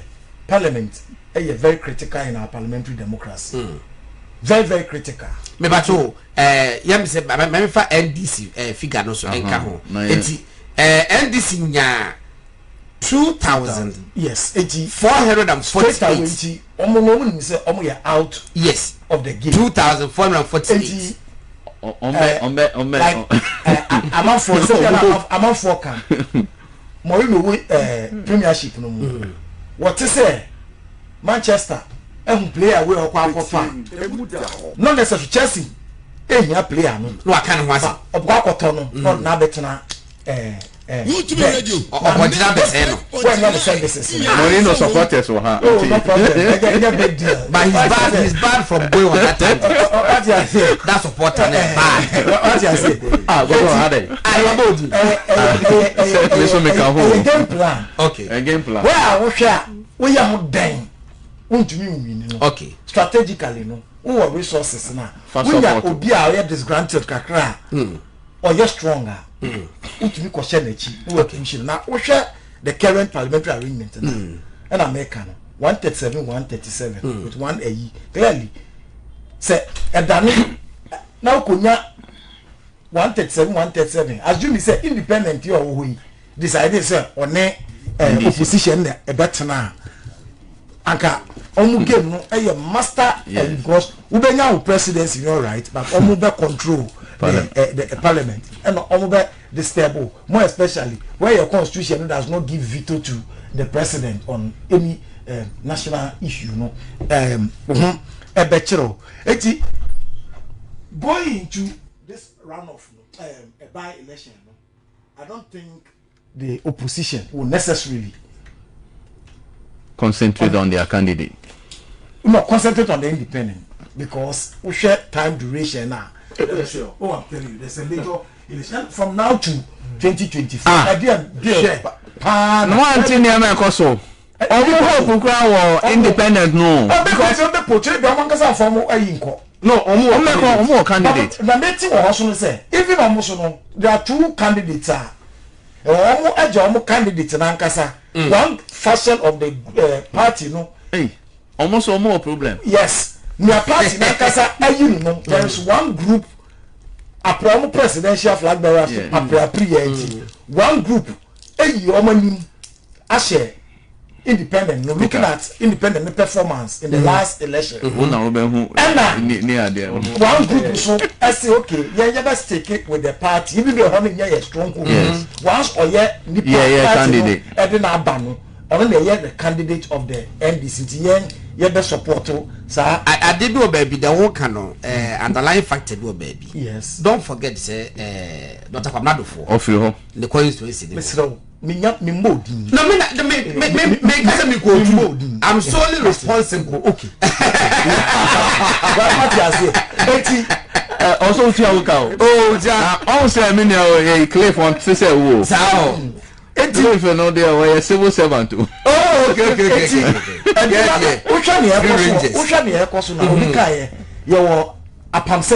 Okay, sure. A pamsefo. And a go through a womb. 80 yeah, we know share that now share previous data no clearly green, white, red and black. And you bet to me a win. But you know opportunity be a nebo Anthony Yem South constituency no no so South MPP, you know.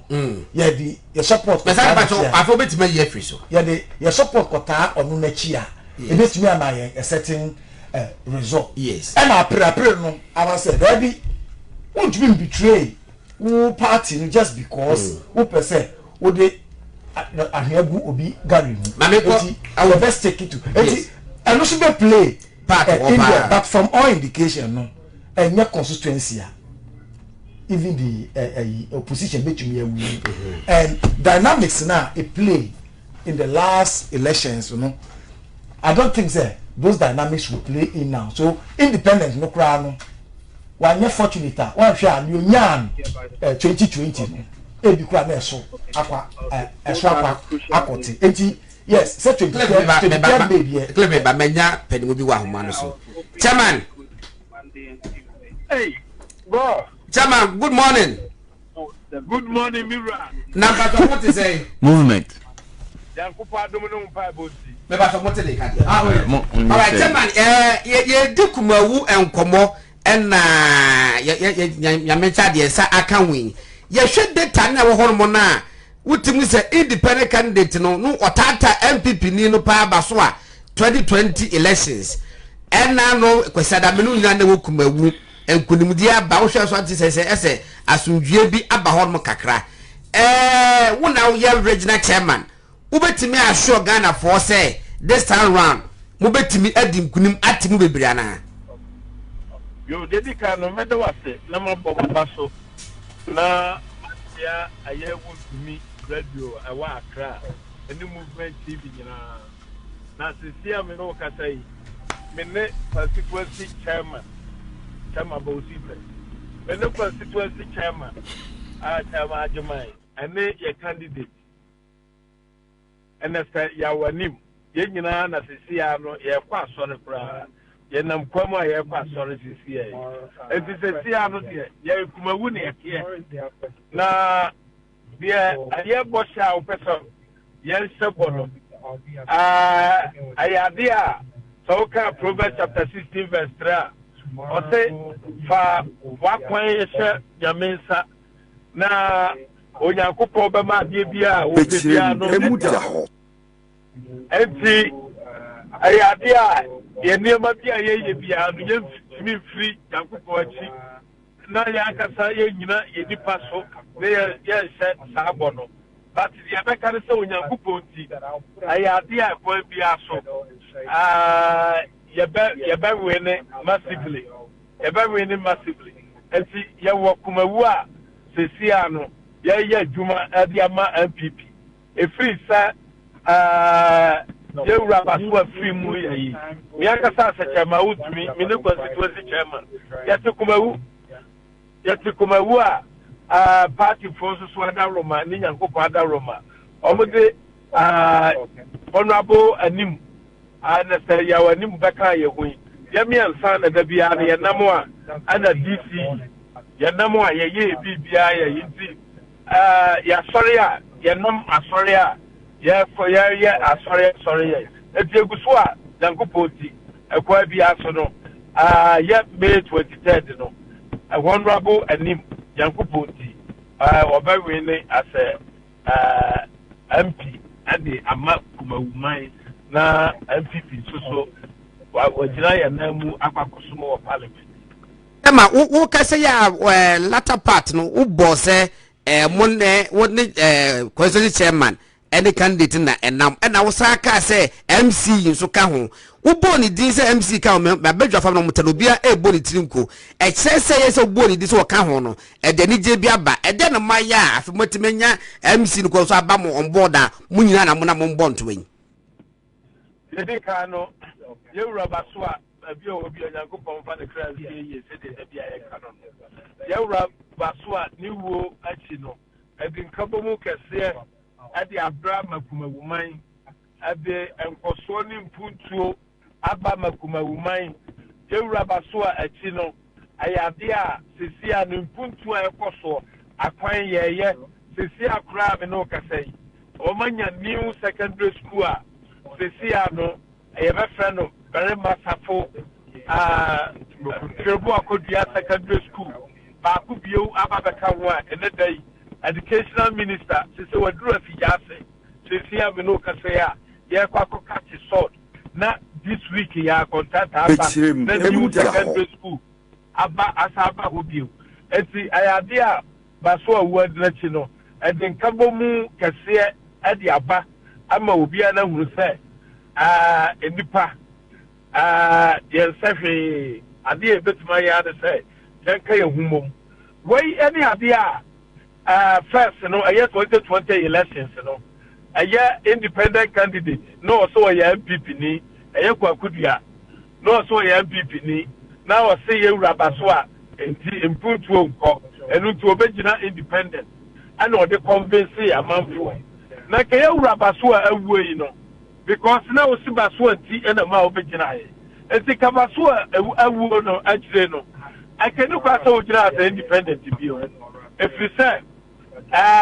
na wo say baso na awu babaso awu achi na sa o si chinchina a obegina independent bi a na je say de o ka kire kuma woman no na je say nya no kre wo da da ye wo ta say na je say ya da dai na ye ntro je say wo ya dibrefo na MPP ye bie nomination want me ama pachaw am yam fa oboni mpa chaw any ade stay on am so ya MPP ni as a regional chairman I'm canceling me cancel say oye MPP di bia no me na o report to the mami that's what that Roma me na me ya akwa anyi de ma MPP ni bia aya kokudua Oye ayini bio. Oye gotia. Why say Judas Iscariot no. Entine yahunu. Na nyo onu ntio ye pempuntuo. Empuntuo na nim adeba. Anim obaba contesti wa MPP mu. Na ko betime aluzu o. But one fa hu anya we yefa okona ye ya ope. Okona anya ya nipa obewe ne no atanachi. Ano kwai na ye ya ma no.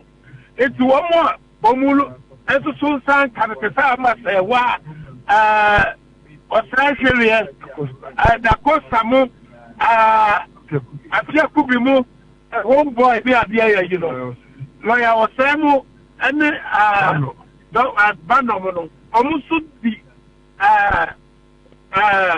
aye candidate dati omudi anima ya munyina no ye campaign kase ade amano because omahunu say omunyina call contest na ye opi na wodi e wa tini amabi wonyina wa so ya bibini onya bibini enti media anya dia na pro no enti beti promo ha me ne chairman ani animu ni nyina ani constituency executive no ani regional executive ni national executive they will promo ha ya juma enti ya juma mo bia wuru se oboa enti onyankopon ti enu se ba to aba no be wie no na na tenim no onya be 85%.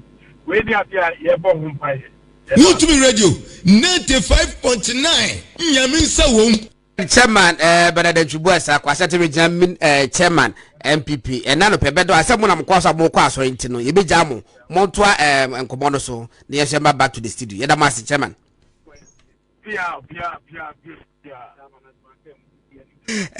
Asante governor chairman Benedict Chubuasa ko dodo na afa no chairman wuntumi wona adwuma yidi no ene dia na studio no efe papa na wakasa no ma Peter Godo. Yes, Minia. Ade. Me the pass say Mate say DC ne candidate no. Ene oma contest bi a oma enya. Yeah. Omo ne candidate no. Mr. Nim enam campaign. No kro omo ni say MPP ka omo hu bom. Ewo ho a. There's no way say obia bit me win seat in Ashanti apart from some 3 or 4 constituency in Ashanti region. Okay.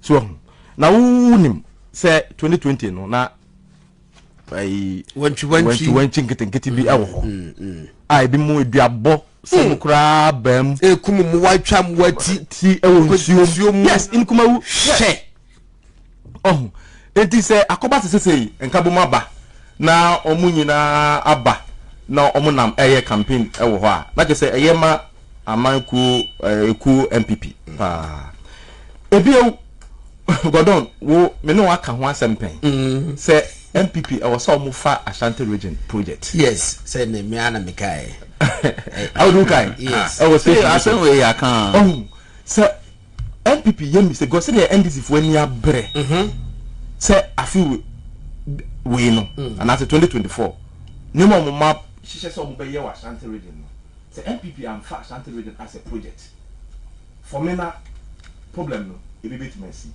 na ye share data no for me na project no wo share for me na wo analyze data and trend na e check pe fe say nkofo bi a omo ye NDC for e to abama MP no yeah na NDC for panimfo bi na koye say adwuma MPP for NDC okay omo say omo ye there Ashanti region there baby to say for me na kumawu NDC to me we need that enti do omo ye say obi twene ho ko independent candidate say there Atabedu atwene ho kumawu ya o ye strong kakre ko Atabedu so ote ho o ye farmer wa ye omo so sisi nyoma keten say toilet facility man kro bi ni ade so enti o MPP ni so na ye say no wate no but once we go independent it means we free party onye MPP ni bi enti NDC for ni bi but ekwachi shechiri say montuma independent candidate no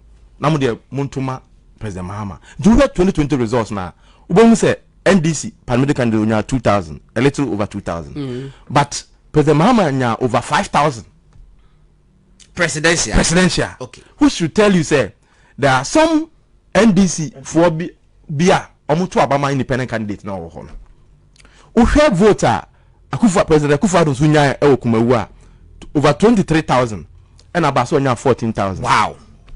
So now it's about 9,000 difference. Enti 9,000 obu okura onkoto abufu nti because of one to abaswa. Obu okura once or call okotuma President Akufa one to parliamentary kra abufu nti. Wo hwe Kumawu krona nkese mu a wo se bi mu ba independent candidate ni win your baby. Oh yes. Oma no mo ne baso. Problem no. Oh, Mr. Meka Kumawu Palace 1 and 2 ni na independent ni winning. It should tell you say there are people omo wo ho kroni mu a no mo mpe baso a. So no mo wo camp foforo omo etuma independent candidate no.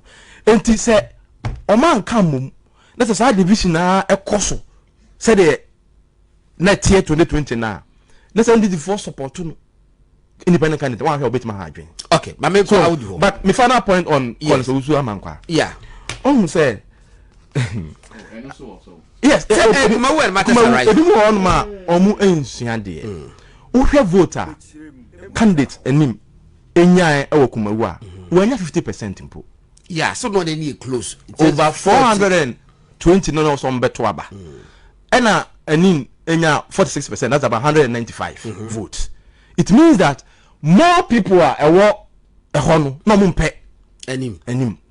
And he said one can one mum na one ye say oh obia mrani nkoko ye ya yekoye juma ebeha no because we're not even 50%. So obiti lady no 14 and other 30 and other candidates so the omunyaye and it me I wasn't surprised about issue statement say watching one free asama yenua say Randy e kan ye no na sadly we e biasi pen Godon 2014 tamale I would know me how na josa okay Godon tama omukoto aba afoko modien answer me so me fantastic after sa yeto sa aba ni wie yeto wie ya ohwe voter po afoko nyan yes it was less than 50% because voter team nyan and so any Federal eche camp bi mu support na ma ora afoko fm yeah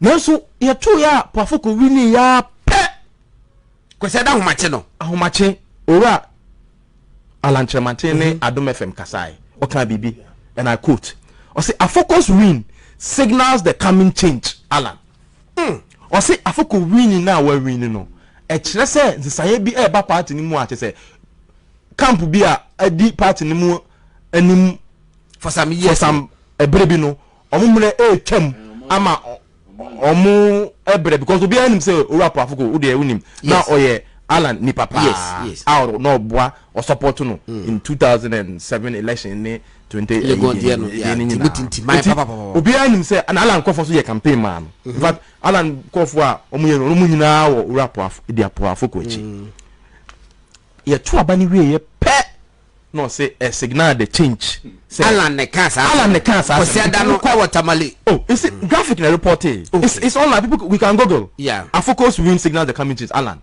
yeah voice no crowd ho betimati o chere say afoko win na win ni de ensan aba enti say that dey asema okay na sa election na ko mu no e say oh enu kwa na wanya de crowd wo na bato ko nyina the results Alan nyai after 2014 we in 2015 say less than 4% 5% less than 5% who are in the past is performed better the previous one no now 32% and over 20% and over 5% so it is you got to buy you be also support na obena eno nkire say we win the final election as a presidential election so but ni nyina mumani nyini Peter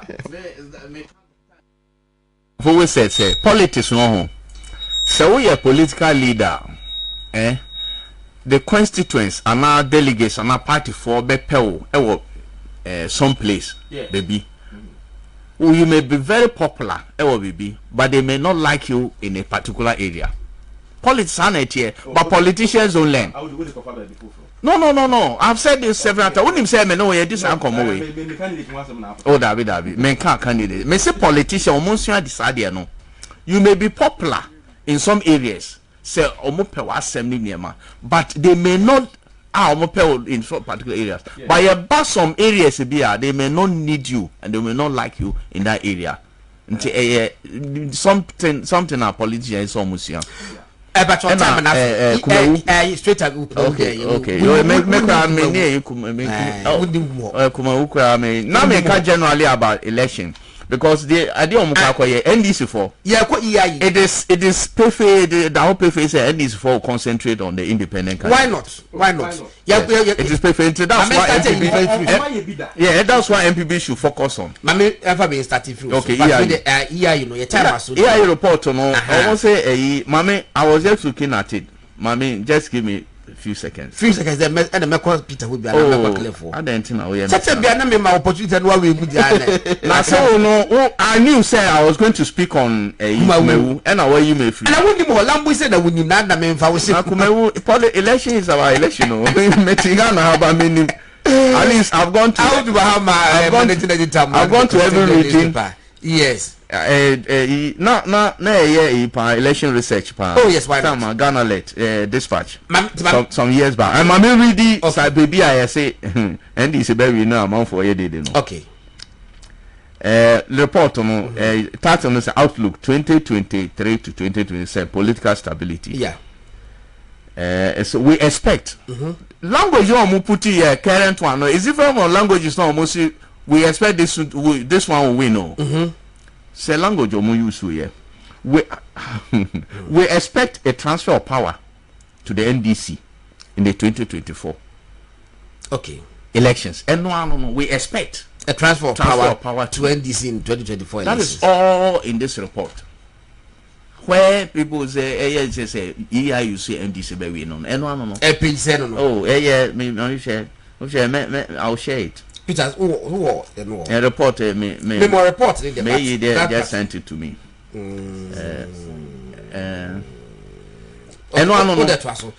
So by what does it mean? It means say currently on say their pretensions are based on economy. Almost most of the time is on the economy, how the economy performs. And no more they practice. They don't do me sure so more normal post political. I don't think they do that. No, but it's only say this part baby I try na a man for cry accuse and benefits say 100 you see but you see that I would now jumping into my too much. Rhetorical question now. What's the affair? I'm not person who is senior. Oh, Nadia on person make a sakura, but so when you're not oh yes, I'm proud of now when the guys who can we know now also me I've been back for the same age. Now on several issues bear me no na miensa ya me mejina benkum kwa ba ko so yes yeah in fact ya dia tell mu na ebo no 80% for brown no kafa benkum no me enye hwe so do akana no pa enumra me kwa tambole point o ba no from so dia agege no send messages so was no look at this particular you see we are there cause confession miss me documents no so die life goes on twas okay. They apart from saying that they expect transfer of power, yes. See another portion. A former president, production someone made 10 minutes. John Mahama launched his campaign to secure NDC presidential candidacy in March. However, the NDC could also choose to revitalize its prospects with a fresh candidate. So there are two things. So they said the NDC for jubilating. No, they should also be looking at the other angle. Report on it say they could be transfer of power to NDC, but it's also saying say NDC could revitalize their base with a fresh candidate. In fact, when you say Omubo Obikura Dinwo, or Dr. Dufo Dinwo, exactly. Oh, to revitalize their base. Meanwhile, almost some presumptive candidate here, why former President Mahama, but they are expecting say if you revitalizing of their base, will not come with a John Mahama. That's my understanding of this. with a fresh candidate. Now, Mama so on your fresh candidate. Oh, Debbie. Well, yeah. So if you look at and also where banks that. Gentlemen, American, former late GH Mensa. I probably was what bad that is also. So, but they also say, Osha report. They also say, president parliamentary ni a presidential no nyina planto. They are expecting NDC to have majority in parliament. Okay, but you see now the reason why I say that they don't do their prediction based on political research, not virtually or and then they say, both parties have not even done their parliamentary primaries. Yes. They have not. Yes. And our parliamentary primaries, so edeni, yes, dynamics. Exactly. The choice of candidates, any confusion after the primaries, edeni, affect the party, whether in opposition or in government. So it depends on how the two political parties handle their parliamentary primaries, and the BÄKYERÄ Nepal or Bewinisis and strategy. No, 2024 only political party or what good strategy in the Bewini election. Look, there may be economic issues. I've always told politicians, Peter Menoney's argument all the time. If you look at US election by midterm elections, when him say now some wave, almost they were expecting some wave to be the blue wave. Yeah, you could exactly. They were expecting it in US. Because of economic challenge in the US, but US voters, they didn't look at economy alone. Yeah, they were looking at other issues like abortion. Republicans were anti-abortion. Oh yes, they've always been anti-abortion. And our democracy, they are pro-abortion. And a matter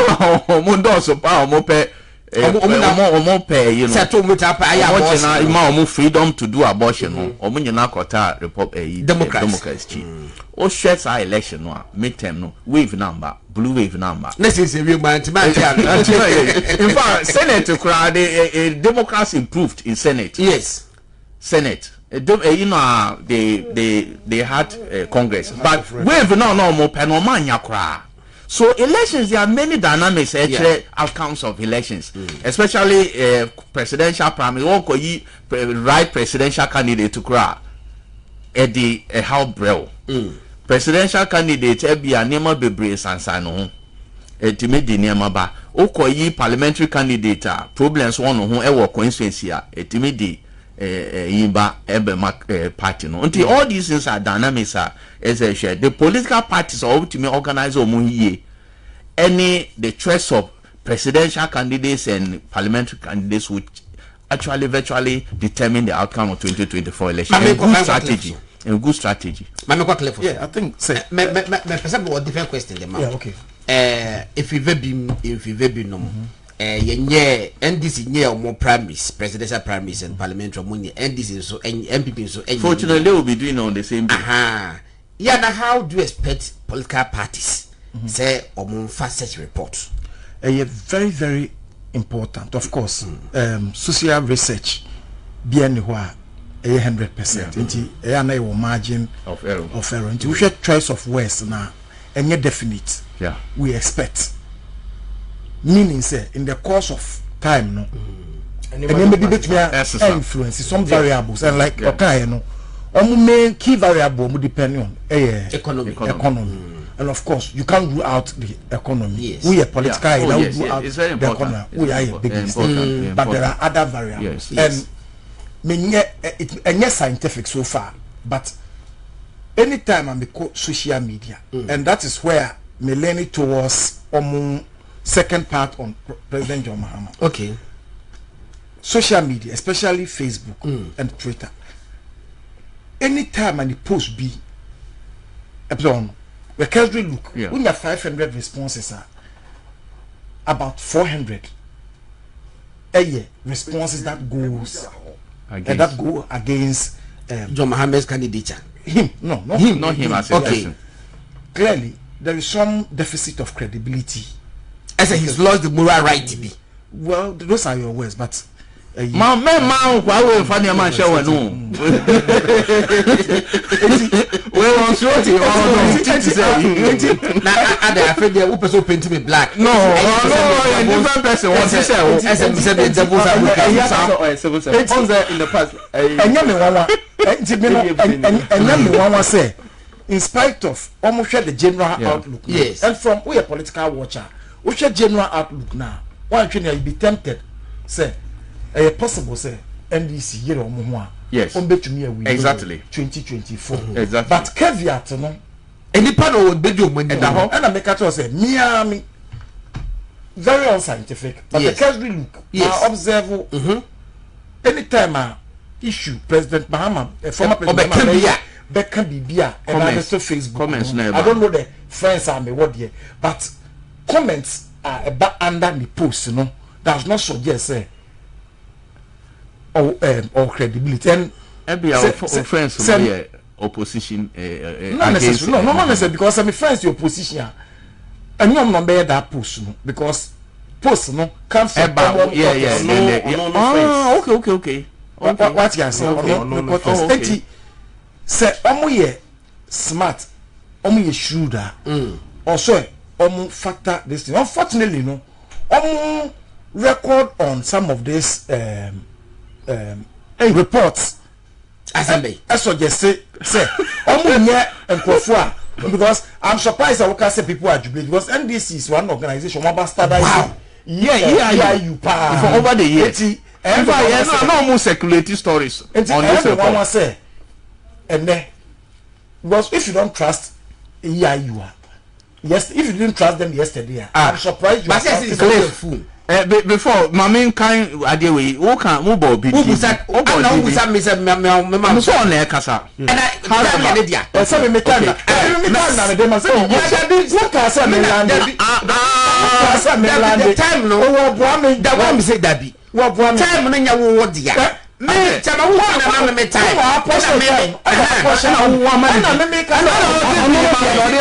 and so do you think say we take say I say I tire ma 5 minutes we no begin ko bo that be o say o pro on the farm so time o ye na nka me ma kai you have the floor nka ma Peter o say ma me 30 ma me 5 seconds no that be important o Peter that be someone nka and that one nsere me nya wo na ba se na Charlie was it daddy Sentiniba but to one kan bo de e ma e di mi fie ni ya da also however the NDC could also choose to revitalize its prospects with a fresh candidate such as Kwabena Dufo me kana ja so me ka na ma yi wo o ma kan ho de NDC fo ahwe ho Peter me die yes since November 2003 me call dispatch koye attachment me starting who omadwuma no the omun fairly da every election o the upper for any to in fact kozi particular can or Peace FM some time ago pen when a buyer na NDC for they've never gotten it wrong in every election but on report economic intelligence unit yes okay but on report necessary yes last year they are buyer slightly different from we even though they still maintain expect but of course they could not have given definite they were more definite in 2022 than today they could not have given definite you say because election are 19 months or 18 months away and be a bit master I would have candidate presidential and parliamentary elected say ntokwabam bebre no because ebi kura candidate bi kura bit ma independent from both presidential and parliamentary I bit ma affect political parties in enyina so you can't be sure but a basaya what the political party be also here and say ofa now wahwe baby incident a omuka se bia we win we lose na why your homework no why your adwuma me hwe ade no me say omu quote some baseline be and I quote so our baseline forecast is that economic hardships said the would kind. 2, the fallout from the debt restructuring. Yes. DDP no. And then 3, poor governance will create an anti-incumbency wave and push the electorate to seek for change. Okay. And so push. Yes. It doesn't mean that they've been pushed. No. Already. And Enyama mi and Sambi. As a sa, conclusion of make it end this debate maybe. Which means I was at my shop or DDP now. Fantastic. No, I should good governance. And say if I am no maku you said the yet say economic hardship and necras can and bottom me because the baby not scab some bottom. What I say? Then they better do. So do. Okay, they are so Nessa no massa ma economy na eye kakra. That's a DGEP abai handle in the year after IMF no reach out na nyoma ye kakra. Poor governance na o man cheche me but I'm sure it could be corruption media transparency yes ekobase sesa ebetuma base the next report ebeba no ombek sesa o man open fat to baby but sesa but Peter you see wo hwe sa nyema we nyina achi a yes it depending on the other end because also you need to revitalize revitalize what would that do move because these variables whether upo e was so election yes now who assume say who do we constant yes the other now one nyamia who say who because who dey say who here to take advantage of this issue you won't get that result to revitalize to revitalize yes. So that will also be a new government and in fact here you are too many one Dr. Kwabena variables we also here for edun yeah I want pay too many so no only the no say revitalize yeah cool and hope say animal me say yeah cool now yeah cool then Nigeria EU omoye sa niama wo Nigeria election aha ne yewo of course someone here in Nigeria is understandable so you see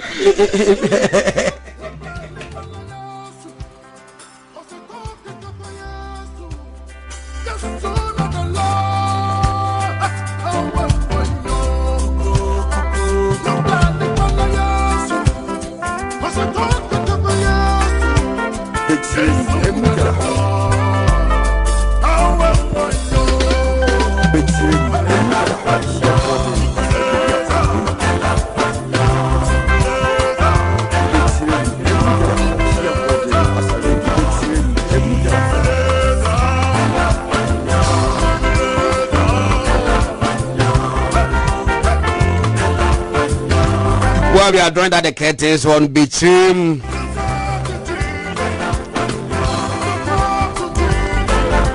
Abuja for the Munina say Mamodo text messages by SMS and then WhatsApp and the Facebook messages via the Masse.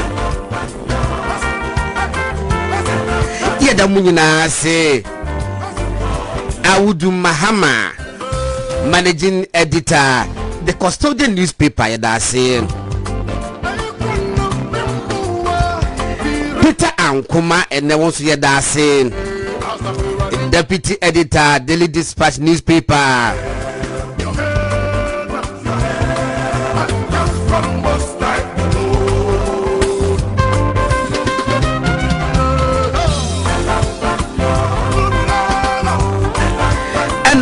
Ekufu so aye century ni kese pa e wo the Ghanaian Times newspaper also that was in there so be kan ye home. Very insightful conversation we've had so far.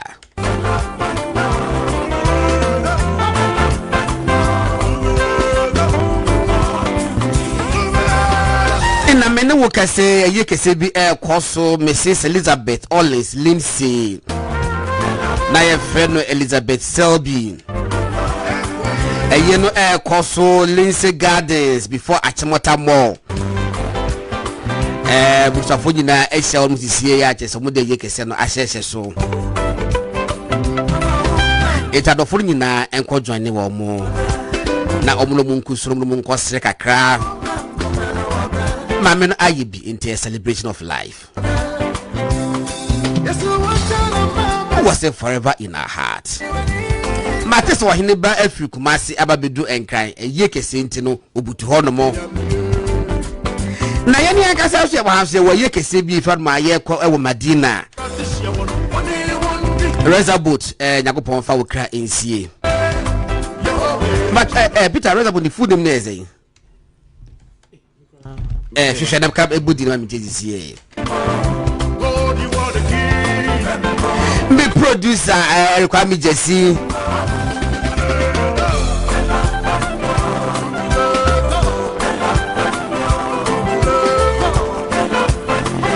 na Colino so ebe ka me ho enyo no anka bo bi chimi wi wa kire se no mo abusa na de nyanwi no abesum ana Mr. Santem so butu ase ho no mo woni Eric so je technicians ni de mo aboy papa ana chema wuntu mo no anka sa ye executive producer ena no nam kumawu so no se nkobo na yedi na ye ne dinti ono so betimi ajoin ne ye and now we're joining you. What's the full name here? Didn't say Rex Boateng. But the Bemo Amanfo Akai Papa na no ye Biade and one club. Biade and one club advert no. Biade and one club advert no. Yadi nim yadi esra. Now we Pentecost elder na just want to be advert ma a year. Ono and then Yakopo afre no. That be and Yakopo afre no. That be and Yakopo afre nti and then Yakopo afre na yi nyina ye kwakuja na nyina papa no ani di nkomo be tiefo. Eti ye kwa ma ye kwa Madina na ya kwakuja no na Reservoir tebusa fo nyina no ye ne mo so ababi su kakra. Enu nti samanti mi nka bi ma na je ye sore se no mo ye da masi papa yeah, Mr. Time no nyamba adma next week be bo modin ye di so exactly 10 a.m. then we are out of here and we are da kwakodi enkono abonti e fa me god na Asare-Bediako social activities nyina koso anopa me no ka say obi ware ne obi ja ne yere ne ye obi akosa mampo ko boni Ghana patron nyina bibi be so form patron nema so form no munye careful do everything in moderation because wuhia emewrade wuhia emabusua na wodam no nyame adma Monday so another holiday it is a long weekend wanye careful ebedu Tuesday no this why the active say I am out of here. Have a blissful weekend. Bye bye.